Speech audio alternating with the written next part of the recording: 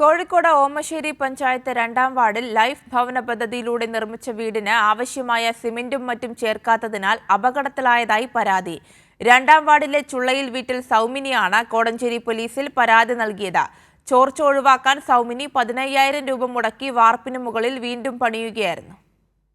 ഇതാണ് നമ്മുടെ ചുമരിന്റെ അവസ്ഥ. ഇങ്ങനെ എവിടെയും ചുമരുകൾ കണ്ടിട്ടുണ്ടോ? ഒരു വർഷം മുമ്പാണ് ഓമശ്ശേരി സ്വദേശിനി സൗമിനിക്ക് ലൈഫ് ഭവന പദ്ധതിയിലൂടെ വീട് ലഭിക്കുന്നത്.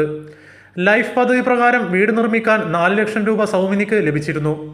വാർഡ് മെമ്പറും BLOവും പറഞ്ഞതനുസരിച്ചാണ് വീട് നിർമ്മിക്കാൻ സൗമിനി കൂടത്തായി സ്വദേശിയെ നിർമ്മാണ കരാർ ഏൽപ്പിക്കുന്നത്. കരാറുകാരന് 3 ലക്ഷം രൂപ BLO മുഖേന നൽകുകയും ചെയ്തു. പ്രായമായ ഭർത്താവും മകളുമൊത്താണ് സൗമിനി ഈ വീട്ടിൽ കഴിയുന്നത്. കഴിഞ്ഞ മഴക്കാലത്ത് വീടിന്റെ ചുമരിൽ കൂടി വെള്ളമിറങ്ങാനും ചുമരിൽ നിന്ന് കുമ്മായം അടർന്നു വീഴാനും തുടങ്ങിയതോടെയാണ് നിർമ്മാണത്തിൽ സംശയം തോന്നിയ വീട്ടുകാർ കെമിക്കൽ ടെസ്റ്റ് നടത്തുകയായിരുന്നു.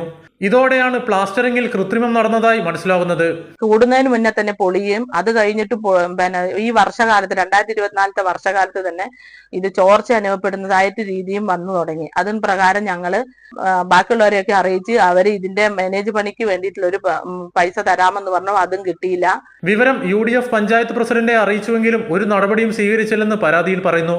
പിന്നീട് പോലീസിനും ജില്ലാ കളക്ടർക്കും ലൈഫ് മിഷൻ അധികൃതർക്കും പരാതി നൽകുകയായിരുന്നു. കൈരളി ന്യൂസ്, കോഴിക്കോട്.